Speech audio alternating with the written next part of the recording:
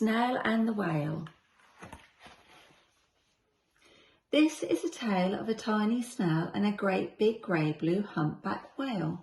This is a rock as black as soot, and this is a snail with an itchy foot. The sea snail slithered all over the rock and gazed at the sea and the ships in the dock.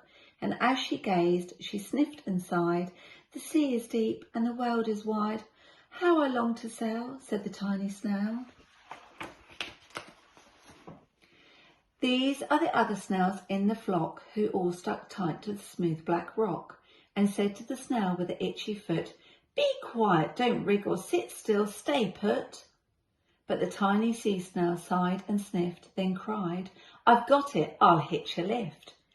This is the trail of the tiny snail, a silvery trail that looped and curled and said, "Lift wanted around the world."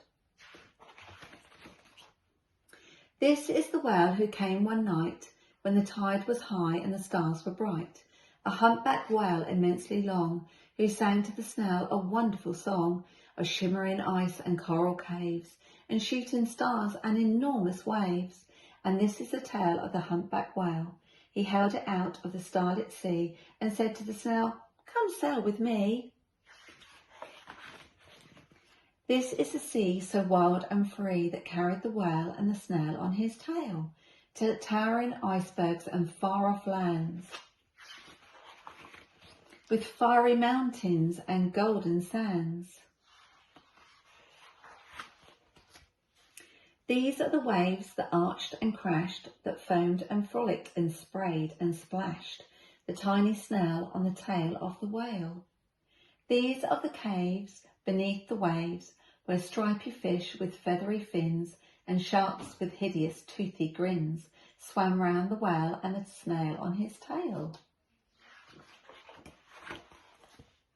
This is a sky so vast and high, sometimes sunny and blue and warm, sometimes filled with a thunderstorm, with zigzag lightning flashing and frightening the tiny snail on the tail of the whale.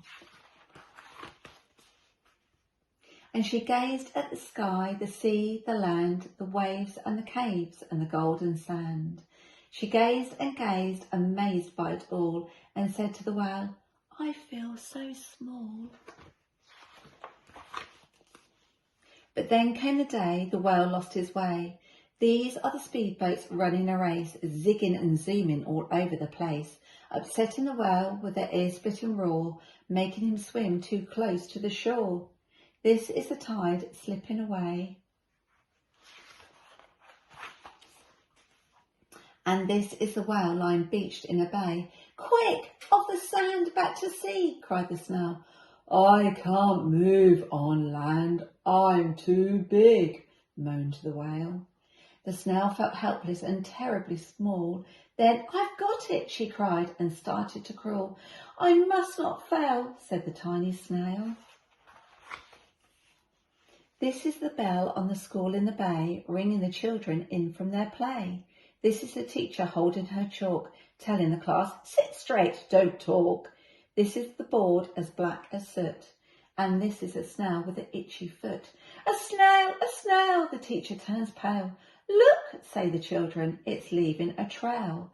This is the trail of the tiny snail, a silvery trail saying, "Save the whale." These are the children running from school, fetching the fireman, digging a pool, squirting and spraying to keep the whale cool. This is the tide coming into the bay, and these are the villagers shouting, "Hooray!" as the whale and the snail travel safely away. Back to the dock and the flock on the rock, who said, "How time's flown," and "Haven't you grown?" And the whale and the snail told their wonderful tale of shimmering ice and coral caves and shooting stars and enormous waves, and of how the snail, so small and frail, with her looping, curling, silvery trail, saved the life of the humpback whale. Then the humpback whale held out his tail, and on crawled snail after snail after snail. And they sang to the sea as they all set sail on the tail of the grey-blue humpback whale. The end.